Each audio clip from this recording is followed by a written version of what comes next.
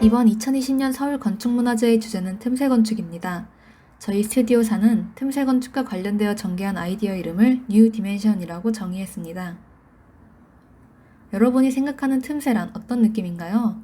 대개 틈새란 아주 좁은 사이나 간격 등을 의미하곤 합니다. 하지만 틈새가 꼭 비좁고 불편한 공간이어야만 하는지 저희는 의문을 가지게 되었고 이런 생각을 한번 전환해보게 되었습니다. 저희는 이 틈새를 넓게 확장해보기로 했습니다. 하지만 이것은 단순히 우리가 좁은 길 주변의 땅을 개간해 넓은 길을 만드는 것과는 다릅니다. 저희는 컨셉을 정의하는 과정에서 우리가 볼 수 있는 작은 틈새를 찾다가 우선 벽돌로 지어진 벽을 찾게 되었습니다. 촘촘하게 쌓인 벽돌들 사이사이로 틈새가 자리 잡고 있는 모습을 볼 수 있습니다. 이러한 틈새가 우리가 일반적으로 생각하는 틈새라고 생각합니다. 우리는 이러한 작은 벽돌 사이 틈새에서 눈을 돌려 서울의 도시를 바라보았습니다. 그러자 우리가 바라보고 있는 빌딩 숲 사이로 작은 틈새들이 보입니다. 우리는 서울의 빽빽한 건물 숲 사이의 길을 서울의 틈새라고 생각했습니다. 건물로 가득 차 사람도 차도 비좁게 다닐 수밖에 없는 서울의 길. 우리가 바라보는 틈새는 2차원적이고 땅에 한정지어져 존재합니다. 이것은 대개 우리가 일반적으로 만질 수 있고 다닐 수 있는 공간으로만 생각하기 때문입니다. 저희는 이 틈새를 하늘에서 바라보다가 이 길에서 하늘을 바라보았습니다. 건물이 하늘에 수놓은 틈새가 보입니다. 저희는 건물 사이의 길뿐만 아니라 우리가 길에서 바라보는 공중공간 또한 틈새가 될 수 있다고 생각했습니다. 인류는 여태까지 땅의 한정적인 틈새만을 채우려고 노력해왔고 그로 인해 우리는 더 비좁고 어두워진 틈새를 걸어다녀야 했습니다. 사람에게 있어서 걷기란 단순히 자신이 목표로 하는 장소로 나아가는 것 이상의 의미를 가집니다. 걷는 것으로 인해 수많은 잡초들 사이로 길이 생기고 그 길을 통해 우리는 타인과 교류하기 시작하였습니다. 걸음으로 인해서 우리는 우리가 나아가야 할 새로운 방향을 알게 되었습니다. 그러므로 인류가 새로운 길을 발견한다는 것은 새로운 경험을 하게 된다는 것을 의미하며 새로운 역사를 쓰게 된다는 것을 의미합니다. 문화체육관광부에서는 인간이 걷는 도보길을 국민들에게 역사, 문화, 자연, 자원에 대한 체험과 경험의 기회를 제공하고 이를 관광자원으로 활용하기 위하여 국가나 지방자치단체가 조성한 길로 정의하고 있습니다. 길은 보행에서 더 나아가 다양한 체험, 즉 경험을 위한 공간이라고 할 수 있습니다.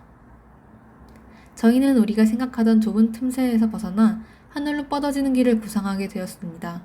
새로운 차원의 경험을 줄 수 있다는 의미에서 프로젝트명을 뉴 디멘션으로 정의했습니다. 우리가 사는 이 공간은 가로, 세로, 높이로 이루어져 있고 이것을 3차원이라고 합니다. 새로운 공간에서 사용자는 그곳에서만 누릴 수 있는 새로운 경험을 하게 될 것이고 이로 인해 새로운 차원의 생각을 하게 될 것입니다. 기존에 인간이 누릴 수 있던 고공에서의 경험은 주로 높은 빌딩 위나 산 위에서 이루어졌습니다. 단순히 높은 고도에서 바깥을 조망하는 정도의 경험에서 머물러 있었습니다. 공중에 새로 놓인 길에 우리는 새로운 차원인 고공에서의 수평적 경험을 더하고자 합니다. 우리가 누리고 있던 지표에서의 수평적 생활과 단순히 수직적으로 즐기던 지상 공간은 굉장히 한정적인 경험을 제공한다는 점이 단점이었습니다. 저희는 그러한 제한을 보완하고자 그 두 가지를 융합하여 고공에서의 수평적 경험을 제공하는 길을 디자인하였습니다. 저희는 세 가지 길을 컨셉과 길이 등의 조건에 따라 세 가지로 구상을 하였습니다. 그리고 문화체육관광부가 내린 도보길의 정의에 따라 이 길의 경험을 세 가지로 나누어 이름 붙였습니다. 시간길, 자연길, 문화길이 그것입니다. 각각의 세 가지 길에서 우리는 서울의 시간을 둘러보고 자연을 음미하고 문화를 체험할 수 있게 됩니다. 다음으로 길이 놓인 사이트와 각각의 길이 놓이게 된 이유를 지도와 함께 설명드리겠습니다. 이 지도는 서울시의 지도인데요. 두 가지 표시가 된 부분이 바로 시간길의 노드입니다. 첫 번째 길에서는 서울의 시간을 한눈에 볼 수 있기에 시간길이라고 명명했습니다. 서울은 과거와 현재가 공존하는 도시입니다. 이전의 역사부터 개발이 되지 않은 곳, 되고 있는 곳, 그리고 이미 많이 개발된 곳까지 시간이 유연하게 연결되어 있는 도시입니다. 그래서 저희는 시간의 길의 경로를 과거를 나타내는 종로 부근에서 현재의 고층 빌딩 숲을 이루고 있는 삼성역을 지나 잠실 부근까지 호 형태로 이루어졌습니다.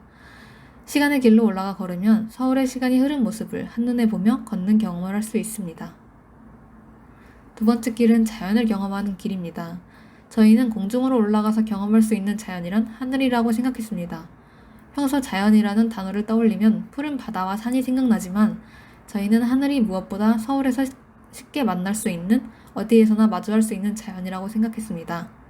남쪽 수달산 수목학습원에서 북쪽의 남산으로 이루어지는 경로는 땅의 자연에서 시작하여 하늘을 걷고 길의 중앙에서 한강을 내려다볼 수 있도록 구성하였습니다. 자연의 길에서는 놓치고 있던 자연, 하늘을 함께 더해 걷는 경험을 할 수 있습니다. 시간길과 자연길을 놓은 사진입니다. 저희는 시간과 자연이 만들어내는 이 접점을 문화의 길로 명명했습니다. 세 번째 길은 문화의 길입니다. 이 길은 시작과 끝점이 있는 선형의 다른 길들과는 달리 문화체험과 교류 공간으로 구성되어 있기 때문에 링 형태로 계속돼서 이어지며 나머지 두 길의 교차로 역할을 하게 됩니다. 여러 링이 중첩되어 두 개의 길을 연결하게 되고 이 공간은 서울의 집약된 문화를 표현하는 장소로서 기능하게 됩니다. 메스를 구성하게 된 과정입니다. 시간길과 자연길, 그리고 그 교점을 중심축으로 하여 다양한 링이 겹쳐져 교차점 역할을 하는 것을 볼 수 있습니다.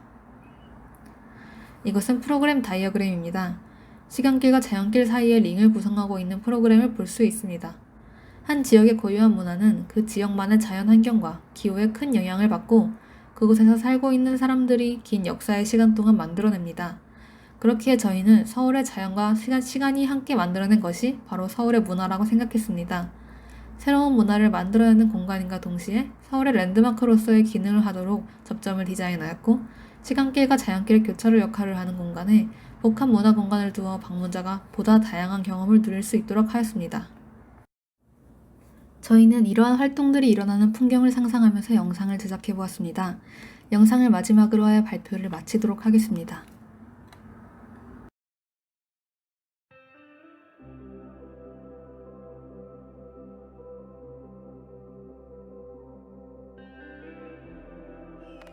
Wow.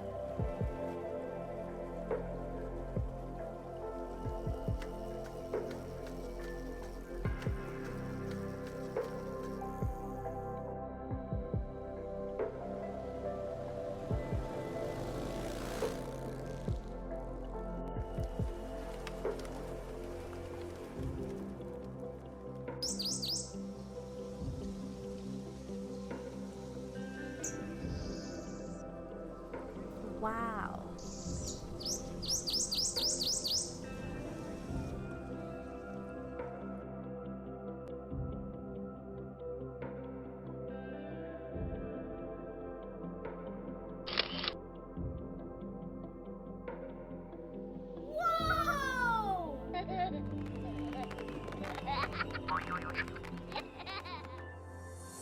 Ready?